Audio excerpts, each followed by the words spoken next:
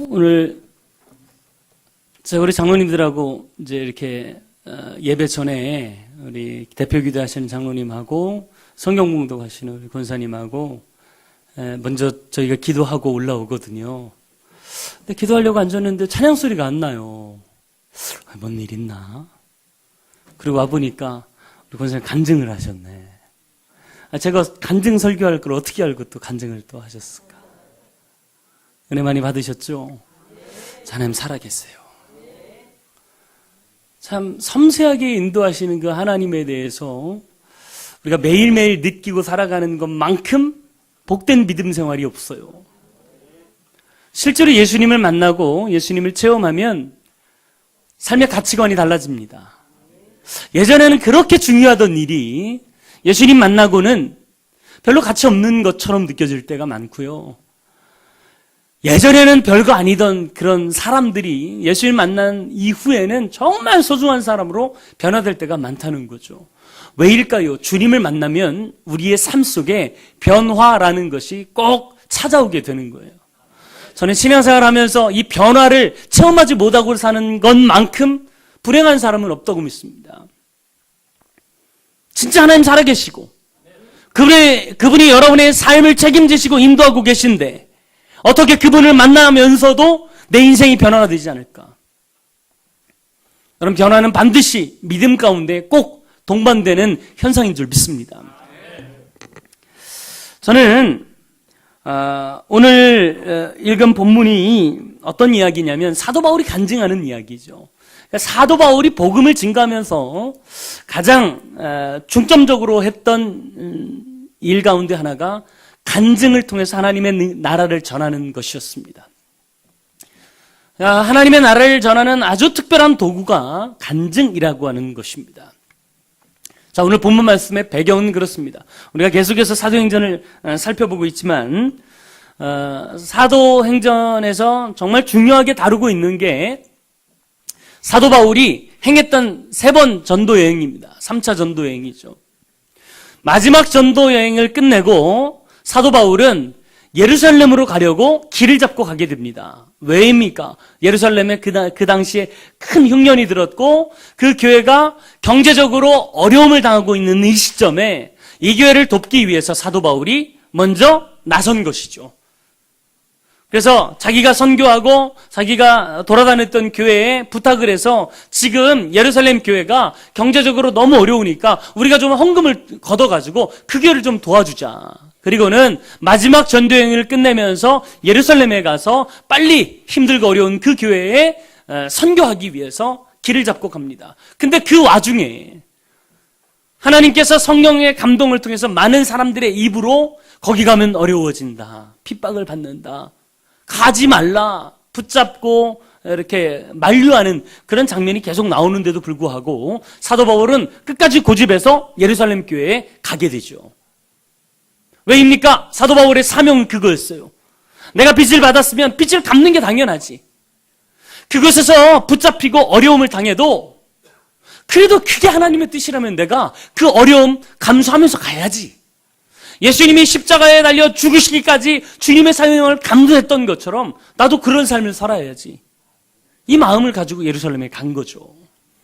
가서 선교 보고를 하게 됩니다. 그동안 3번의 전도여행을 걸쳐서 수많은 곳에 교회가 세워지고 예수 믿는 사람들이 막 모여들고 그러면서 교회가 이렇게 부흥하고 있다는 사실을 보고합니다. 우리가 가끔 선교사님 오셔서 설교하면요 많이 은혜도 받고 감동받지 않습니까? 아마 그 교회에도 그런 역사들이 있었죠. 근데 반면에 또 다른 문제가 대두되는 게 뭐냐면 그 당시 사도 바울에 대한 잘못된 소문들이 퍼져나가고 있었습니다. 무슨 소문이냐면 사도 바울 당신 왜 율법을 지키지 않느냐? 율법 지키지 말라고 가르치는 건 이게 무슨 뜻이냐? 모세를 배반하고 어떻게 유대인이라고 할 수 있느냐? 이런 이야기가 예루살렘 교회에서 사도 바울을 세워놓고 갑을박론하고 있었던 시점이 오늘 성경을 읽는 그런 시점입니다. 그래서 유대인 기독교인들이 사도 바울에게 중재안을 내놓습니다. 무슨 중재안이냐면 많은 사람들에게 사도 바울 당신이 율법을 지키고 있음을 좀 보여주면 좋겠다. 그래서 결례를 따라서 정결 예식을 성전에 가서 치르고 옵시다. 좋다. 내가 율법을 지키지 않으려고 하는 사람이 아니라 예수님이 율법을 완성하신 분인데 그걸 사람들에게 알려주기 위해서 정결법? 그래, 나도 지키겠다. 그리고는 예물을 들고 성전에 올라가서 정결 예식을 치르고. 얼마나 마음이 선합니까?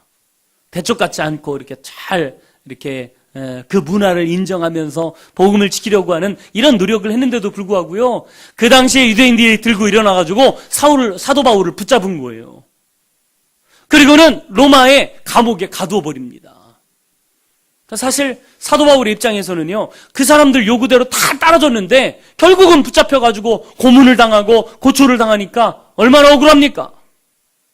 얼마나 할 말이 많겠어요? 아니, 이럴 수 있는 겁니까? 타협하자고 해놓고 왜 나를 붙잡습니까? 할 얘기가 많지만 그때 그 자리에 서서 사도 바울이 한 변명, 오늘 22장 1절 말씀에 보면 변명이라는 단어가 쓰여져 있는데, 이 변명이 그냥 죄를 짓고 그걸 무마하기 위한 변명이 아니라요, 변호한다라고 하는 뜻의 의미예요. 자기의 진심을 밝히고 있는 장면이 22장에 나오고 있어요. 많은 이야기 할 것 같죠? 내가 원래 율법을 지키지 않으려고 한 게 아닙니다. 하려고 지금 여기 왔지 않습니까? 나는 그런 적이 없습니다. 충분히 이야기할 수 있지만 사도 바울이 그때 한 이야기는요, 간증이었어요. 내가 예수 믿고 구원받은 그런 역사들의 스토리를 이해하면서 많은 사람들에게 변명이 아니라 하나님의 말씀을 증거하는 그런 기회로 사도 바울은 삼고 있는 줄 믿습니다. 여러분, 사도 바울이 이 간증을 통해서 얼마나 가는 곳마다 많은 사람들이 변화되고 살아났냔 말이죠. 저 우리 모두가 간증하는 인생 되길 간절히 바랍니다. 아니, 하나님이 살아계셔서 내 인생 가운데 역사하시고 질병도 고쳐주시고 수술시간도 단축하게 하시고 빨리 태어나게 하시고 막 이런 역사들을 체험했는데 이걸 어떻게 안전하고 배기겠냔 말이죠. 배기겠냔 말이죠. 여러분, 사도 바울이 가는 곳마다 간증을 통해서 하나님께 영광을 돌리고 진짜 힘들고 어려워하는 사람들에게 이 간증을 통해서 그들에게 희망을 주었던 것처럼 지금 이 시대에도 아파하고 힘들어하는 사람에게 복음으로 희망을 주시는 정말 중요한 방법은 간증이라고 저는 믿습니다. 간증해야 된다.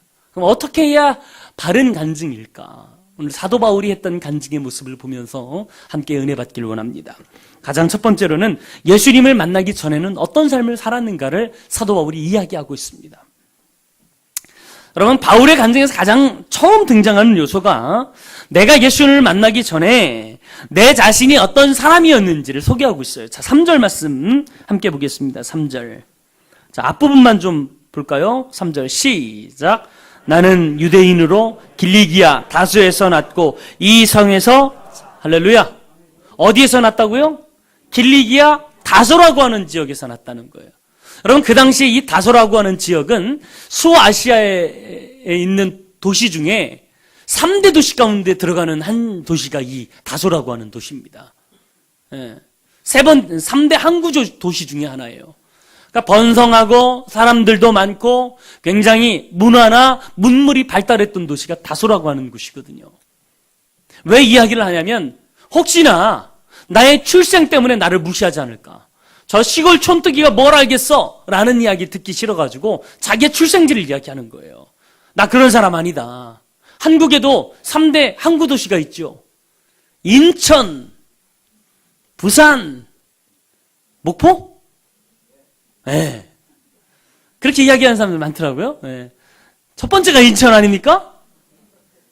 별로 기분 나쁜 분들 계신 것 같은데. 네. 네. 부산에서 사람이 많죠. 우리가 인천 사니까. 무슨 얘기냐면 사도 바울도 그런 자부심이 있었다는 거예요. 자기 고향에 대한 자부심이 있었다는 거예요. 그걸 이야기한 거고. 또 하나가 뭐냐면 이제 학문적인 배경을 이야기합니다. 이어서 보면요, 가말리엘 문화에서 우리 조상들의 율법의 엄격한 교훈을 받았다 그랬어요. 율법의 엄격한 교훈을 받았다. 여러분, 지금 우리나라의 기본법이 뭡니까? 헌법이죠. 그거 잘 모르세요? 헌법이 기본법이잖아요. 그죠? 그 헌법 아래에 법관이 있고 법을 집행하는 사람들이 있단 말이에요. 우리나라가 헌법이 기본법인 것처럼 유대인은요, 유대인의 기본법이 있는데 그게 뭐냐면 율법이에요. 그러니까 그들에게 율법은 법이에요. 우리가 느껴지는 이 법과 똑같은 무게감을 유대인들은 그렇게 갖고 있었어요. 그러니까 우리랑 조금 틀리죠. 우리는 율법하면 하나님의 말씀으로 생각하지만 유대인들은 지켜야 될 법으로 생각을 하는 거예요. 율법. 그러니까 율법을 가르치는 사람 중에 가장 최고 권위자가 누구였냐면 가말리엘이라고 하는 사람이었습니다. 가말리엘. 우리나라로 따지면 서울대 법대 석좌 교수 정도 되겠죠. 그 사람의 제자가 사도 바울이었단 말이에요. 사도 바울. 얼마나 자부심 있겠어요. 우리나라도 서울대 나왔다 그러면 어깨에 힘주잖아요. 그죠? 거기다가 법대? 그것도 최고 교수의 제자다 그러면요. 어디 가도 힘주고 살아요. 그러니까 지금 우리나라 현실로 따지면 사도 바울이 서울대학교 법대를 우수한 성적으로 입학해서 수석으로 졸업을 하고 사법고시에 붙어가지고 연수생에서 정말 좋은 성적을 맡아가지고 판사로 나가기 직전의 사람이 사도 바울이었단 말이에요. 무슨 얘기인지 아시겠죠? 네. 좀 리얼하게 다가옵니까? 네, 다가와요. 근데 그거보다 더 중요한 게 있어요. 사도 바울의 성품이에요. 자, 그 뒤에 보면 4절 말씀 보겠습니다. 4절 전에 3절 그 후반절에 보면요. 오늘 너희 모든 사람처럼 하나님께 대하여 열심히 있었다. 어떤 열심이냐면 내가 이 도를 박해하여, 이 도가 뭐냐면 예수님을 믿는 도, 그걸 이야기하는 거예요. 예수님을 믿는 도를 박해하여 사람을 죽이기까지 하고 남녀를 결박하여 옥에 넘겼다. 무슨 얘기냐면 그 당시에 유대 사람들은요, 예수님을 율법에 반한 사람으로 보고 있었단 말이죠. 그래서 이런 사람들 내가 다 잡아다가 죽이기도 하고 옥에 가두기도 하는 그런 열심히 있는 사람이었다는 거예요. 여러분, 학문을 하는 사람들의 가장 취약점이 뭡니까? 아는 게 많으니까요, 말이 많아져요. 행동은 안 하고 말만 많아져요. 지적해. 아이고, 저 사람은 이게 틀렸어. 자기도 그렇게 살지 못하면서. 예, 저 같은 사람이 가장 그러죠. 말이 많아요, 정말. 예. 안 그러려고 노력하지만 어쩔 수 없어요. 근데 사도 바울은 아는 것 많으면서 동시에 그걸 행동으로 실천하는 사람이었단 말이죠. 실제로 율법하고 반하는 사람이 있으면 잡아가다가 옥에 가두기도 하고 실제로 죽이기도 하고 하는 그런 실천하는 지성인이었다. 자기를 그렇게 이야기하는 거예요. 그러니까 얼마나 그 당시에 사람들 중에 전도 유명하고 특별했던 사람이었겠냔 말이죠. 특별했던 사람이었는데 정말 중요한 건 그거예요. 사도 바울이 이 이야기를 한 이유가 뭐냐면 예수 믿기 전에 내가 가지고 있던 거 보니까 다 쓸모없더라. 다 쓸모없더라. 최고의 학부를 자랑하고 스펙 많이 쌓고 이력 많이 있어가지고 사람들이 부러워하고 할 만한 그런 능력이나 체험을 가지고 있어도 예수 믿기 전에 내가 그것에 목숨을 걸었다는 것 자체가 부끄러울 정도로 보잘것없는 것이었단 말이에요. 그걸 알리기 위해서 사도 바울은 지금 오늘 간증에서 과거를 이야기하는 거예요. 과거를. 사실 정말 그렇지 않습니까? 예수 믿기 전에 내가 추구하던 것, 돈 있은들 뭐예요? 근심 걱정 많으면 돈 있은들 뭐냐고요? 질병 걸리면 그 돈 가지고 뭐 할 거예요? 건강이 있어도 뭐예요? 한순간에 무너진 게 건강 아닙니까? 좋은 집 있으면 뭐예요? 좋은 차 타고 다니면 뭐합니까? 사고 나니까 똑같구만. 집 넓으니까 청소하기만 어렵지 뭘. 네? 청소기 돌릴래도 손이 안 닿아. 이게 우리들의 삶이란 말이죠. 예수 믿기 전에 삶은요, 주님 안에서 없으면 다 보잘것없고 쓸모없는 것이다. 그걸 이야기하고 있는 거예요. 정말 여러분, 우리도 예수 믿기 전엔 그랬잖아요. 세상 거에 흠취해서 스펙 살려고 노력하고 뭔가 더 가지려고 노력하고. 근데 여러분, 예수 안에서 그게 행복이고 축복이지. 주님 없이 그거 많이 쌓아봤자 더 공허한 거 아니겠냔 말이죠. 우리가 왜 간증해야 됩니까? 왜 하나님의 말씀을 증거하며 살아야 됩니까? 다른 거 아니에요. 우리가 예수 믿기 전에 그렇게 추구했을 때 허무했던 그 마음들이요, 예수 믿지 않는 사람들 마음속에 똑같이 있는 거예요. 똑같이. 여러분, 그 사람들에게 정말 참된 복음, 참된 희망의 메시지를 증거하는 사람이 우리가 되어야 되지 않겠냔 말이죠. 두 번째는 어떻게 예수님을 만났는가를 증거하고 있습니다. 자, 6절부터 8절까지 말씀 함께 읽어보도록 하겠습니다. 6절부터 8절입니다. 시작. 호련히 하늘로부터 큰 빛이 나를 둘러 비치매 내가 땅에 엎드러져 들으니 소리 있어 이르되 사울아 사울아 내가 왜 나를 박해하느냐 하시거늘 내가 대답하되 주님 누구시니까 하니 이르시되 나는 내가 박해하는 나사렛 예수라 하시다. 할렐루야. 사도 바울이 어떻게 예수님을 만났는지를 이야기하는 거예요. 자, 사도 바울은요, 예수 믿는 사람들을 잡아가기 위해서 그 당시에 법원에서요, 체포영장을 가지고 가는 거예요. 다메섹에 있는 사람 중에 예수 믿는 사람들은 잡아도 좋다라는 허가서를 가지고 다메섹으로 가고 있었습니다. 그런데 갑자기 대낮인데도 불구하고 빛이 내가 앞에 확 비치는데요, 그 빛이 얼마나 강렬한지 눈이 멀었어요. 그리고는 나귀를 타고 갔든지 말을 타고 갔을 텐데 그 말에서 거꾸로 떨어져가지고 넘어진 거예요. 근데 그 순간에 음성이 들리는데 사울아 사울아 네가 왜 나를 박해하느냐 핍박하느냐 이 음성을 들은 거예요. 여러분들 그런 음성 듣길 원하십니까? 환상 가운데 하나님을 보길 원하십니까? 얼마나 놀라웠겠어요. 대낮에 빛을 보고 내 눈이 먼 것도 기합을 할 노릇인데 음성까지 들었다는 거예요. 음성까지. 근데 그 음성이 사람들에게는 안 들리고요, 자기에게만 들린 거예요. 놀라운 영적인 체험이죠. 영적인 체험. 사실 우리가 신앙생활을 하다 보면 이런 강력한 체험을 하기를 원하는 분들이 계세요. 근데 그 체험이 있든 없든 내가 예수 믿는 건 변치 않아요. 사실 하나님을 만나는 데에는요, 두 가지 방법이 있습니다. 하나는 극적으로 하나님을 만나는 사도 바울 같은 급진적인 회심 과정을 겪는 사람도 있습니다. 깡패가 예수 믿고 새 사람이 되었다든지. 제가 아는 목사님 중에는요, 이런 분이 계세요. 스님이셨어요. 실제로 주지승이었는데 예수 믿고 목사님이 됐어요.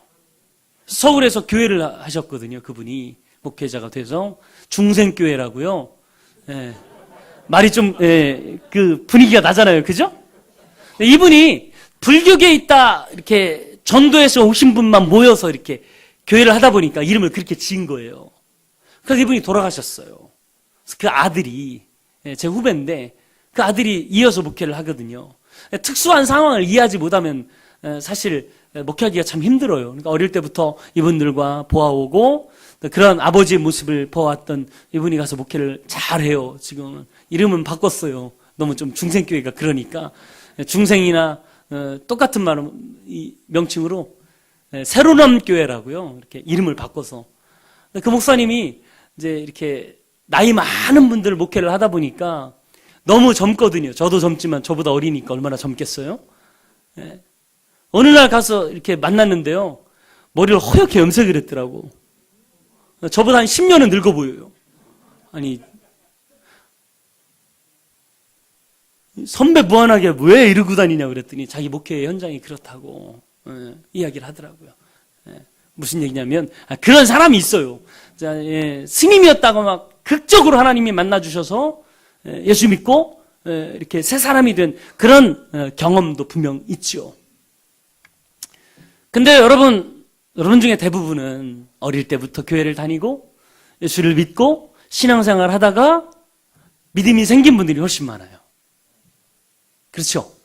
네, 이걸 점진적인 회심이라고 그러는데 디모데 같은 사람들이 이에 해당하는 거죠.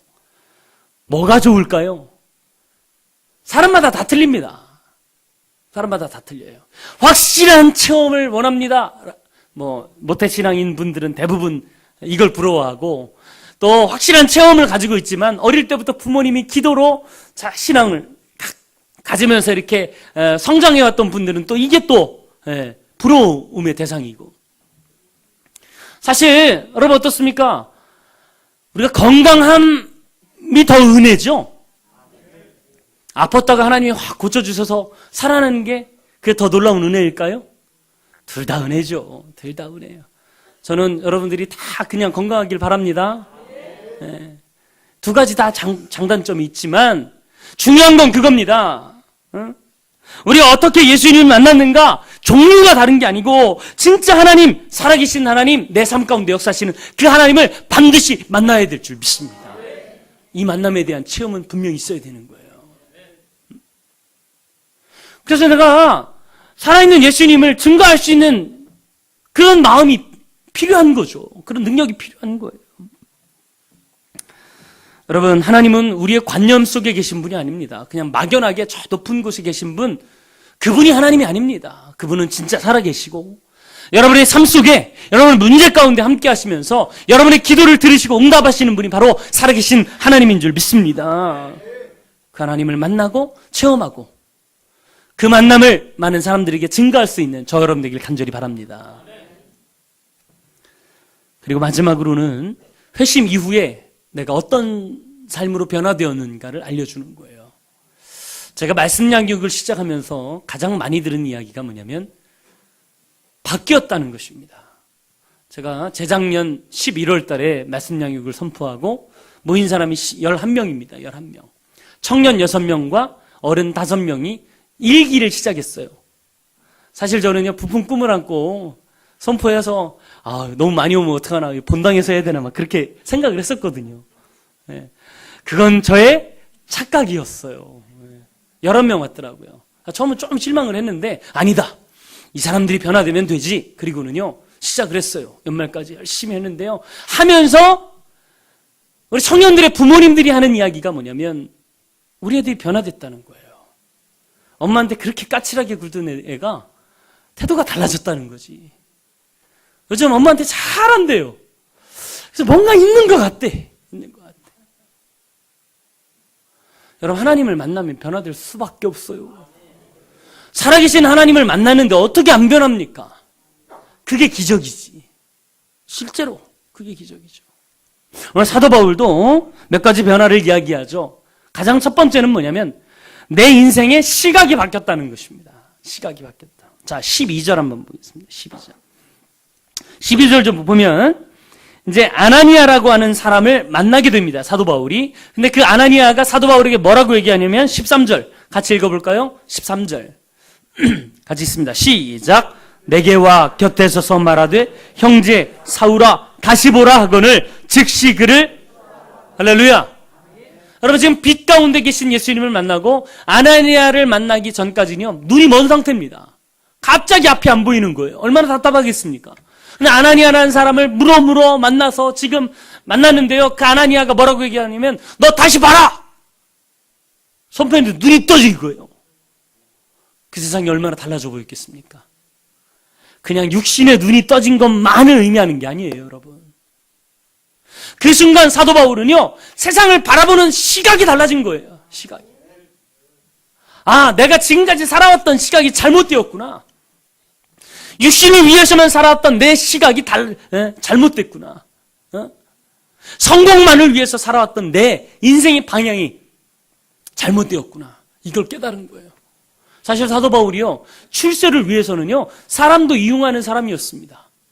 유대인들에게 잘 보이려니까요, 나랑 좀 의견 다른 사람들 다 잡아다가 옥에 가둔 거예요. 심지어는 죽기까지 한 거예요. 스데반 집사를 죽이는데 가장 앞장섰던 사람이 사도 바울 아니었습니까?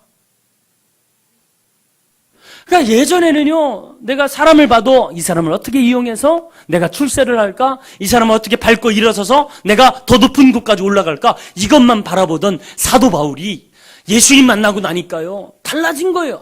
내가 인생을 헛살았구나. 세상을 바라보고는 시각이 달라진 것입니다. 세상을 바라보는 시각이. 실제로 예수님 만나면 우리의 시각부터 변화되는 게 사실입니다. 지금까지 내가 그렇게 노력했던 내 육신의 시각이 가치 없는 것이 되어버립니다. 누가 먼저 성공하느냐? 누가 먼저 많이 버느냐? 누가 좀 더 욕망을 채우며 사느냐? 누가 좀 더 좋은 옷을 입고 좋은 백을 들고 좋은 집에 좋은 차에 그렇게 누리며 사느냐? 이것만 내 인생의 목표였던 사람이 이제는 달라지게 되었다는 거예요. 더 높은 가치를 위해서 더 나은 세상을 바라보면서 사는 인생이 되는 줄 믿습니다. 사실 예수님 만나면요, 내 과거가 새롭게 해석돼요. 제가 예수 믿고 나니까 예전에 내 인생의 어려움, 환난, 그게 왜 내 인생 가운데 있어야 되는지 몰랐었는데 뒤돌아보니까 알게 되는 거예요. 여러분, 신앙은 해석의 싸움입니다. 해석의 싸움이에요. 예슬이가 어깨 아픈 것도 분명 뜻이 있겠죠. 예.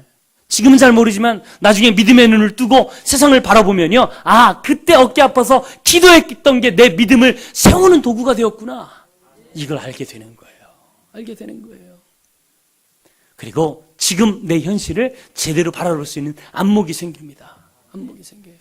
여러분, 꼭 주님 만나고 믿음의 눈을 떠가는 축복이 있기를 간절히 바랍니다. 이 세상이 다가 아니에요. 정말이에요. 많이 누리고 살지는 모르지만 좀 더 가치 있는 인생이 내 인생을 행복하게 보람되게 만드는 것입니다. 보람되게. 그걸 띄워주는 것이 예수님을 만나는 경험이라는 거예요. 예수님을 만나는 경험. 그리고 또 하나는 사명의 사람이 되었다는 거예요. 사실 사도 바울은 예수 만나기 전까지는요, 생존, 서바이벌의 사람이었습니다. 서바이벌. 생존을 위해 살아가는 거예요. 다른 사람들 짓밟아야 내가 올라갈 수 있는 거예요. 죽이면서까지도 내가 출세하는 길이라면 정말 목숨 걸고 달려드는 그런 생존의 사람이 사도 바울이었단 말이죠. 그런데 어떻게 됩니까? 예수님을 만나고는요, 인생이 바뀝니다. 자, 15절 말씀이에요. 15절. 같이 읽습니다. 시작. 내가 그를 위하여 모든 사람 앞에서 내가 보고 들은 것의 증인이 되리라. 할렐루야. 사도 바울은요, 자기를 만나주신 하나님의 은혜를 알고, 나를 왜 하나님이 부르셨느냐? 이방 사람들 아직도 예수 믿지 못하고 여전히 유대인 가운데 정말 그리스도를 더 핍박하는 사람으로 살아가는 그런 사람들에게 살아계신 하나님을 증거하도록 나를 부르셨구나. 자기의 사명을 깨닫게 됩니다. 그리고는요, 힘들고 어려워도 자기 사비 돌아가면서 가는 곳마다 내가 일해서 돈 벌어가면서 3번이나 소아시아와 유럽을 발로 뛰면서 복음을 증거하며 교회를 세웁니다. 때로는 옥에 갇히고 감옥에 갇히고 핍박을 받고 어려움을 당해도 그 모든 것은 다 감내할 수 있다. 왜? 나를 부르신 하나님의 뜻, 그걸 이루기 위해서. 사도 바울은 전진했어요. 전진했어요. 한 번도 후회한 적 없고, 한 번도 뒤돌아본 적 없고, 한 번도 이 사명을 위해서 머뭇거린 적이 없어요. 여러분, 이런 인생의 변화는 예수님을 통해서 온다는 거예요. 예수님을 통해서 온다. 여러분 어떻습니까? 진짜 여러분이 주님을 만났다면 여러분도 여러분의 삶에 변화가 있습니까? 이전에 그렇게 목매던 것에 다 떨쳐버리고 주님 바라보며 믿음의 길을 걸어가는 그런 사람이 여러분이 되셨냔 말이죠. 여러분, 그 믿음 가지고 살아가는 축복이 있길 간절히 바랍니다. 사람은 변화되어야 돼요. 변화받지 않으면 진짜 크리스찬이 될 수 없어요. 저는 우리 교회 우리 모든 사람들이 다 이런 간증자 되길 간절히 원합니다. 간증하니까요, 너무 큰 것만 생각하는 사람들이 있어요. 진짜 환상을 보고 막 귀에 음성을 확 듣고 이것만 간증이 아닙니다. 작은 것이지만 나와 함께 하신 그 하나님, 그분을 드러낼 수만 있다면 이게 다 간증인 줄 믿습니다. 과거에 잘못된 삶들이 후회된다, 이것도 간증이죠. 예배만 드리면 마음이 평안해진다, 이것도 간증이에요. 꼭 음성 듣고 환상을 봐야만 간증이 아닙니다. 어떤 사람들은 기도하면 걱정거리가 사라진대요. 마음이 평안해진대요. 어떤 사람들은요, 기도하면 자식이 잘 된대요. 병든 상황에서도 기도하면 낫는데요. 어떤 사람들은 다른 사람이 이해가 되고 사랑하는 마음이 생긴대요. 설교가 들려오진대요. 어떤 사람은요, 찬송 부르고 말씀을 들을 때마다 눈물이 난대요. 이게 다 간증이에요. 다른 게 간증이 아니에요. 여러분, 나에게 찾아온 주님 때문에 오는 그 변화들, 아주 작은 것이라 할지라도 그 하나하나를 지금 여러분과 똑같은 고민을 하고 어려워하는 사람들에게 소개해서 그들이 주님을 믿고 따른다면 그것만큼 더 놀라운 영광이 어디 있냔 말이에요. 여러분, 간증은 하나님을 영화롭게 하고 주님을 기쁘게 합니다. 나에게 오셔서 나를 만나주신 그 하나님의 은혜, 그 은혜를 하나하나 간증하며 살아가는 저 여러분 되길 간절히 바랍니다. 사실 지난주에요, 한 권사님이 교회 오시다가 사고가 나셨대. 그 차가 다 부서졌어요. 근데도 몸은 안 다치셨대. 그 얘기 듣고요, 진짜 하나님 살아계셔서 지켜주시는구나. 할렐루야. 이런 역사들이 순간순간마다 우리 교인들에게 많이 있길 간절히 바랍니다. 그럴 때 하나님이 영광 받으시고 그 간증을 통해서 여러분 많은 사람들이 예수 믿고 돌아오는 축복을 경험하게 될 줄 믿습니다. 이 시간 함께 기도합니다. 하나님, 나도 간증자 되게 하여 주옵소서. 주님 믿고 따라가면서 내 인생의 변화가, 내 삶의 축복이 다른 사람들에게 샘플이 되길 간절히 원합니다. 내 입을 벌려서 내가 체험한 그 하나님 증거하는 삶 살게 해달라고 이 시간 함께 간절히 기도하겠습니다. 할렐루야. 사랑의 하나님, 나도 하나님 주님의 은혜를 증거하는 사람 되길 간절히 원합니다.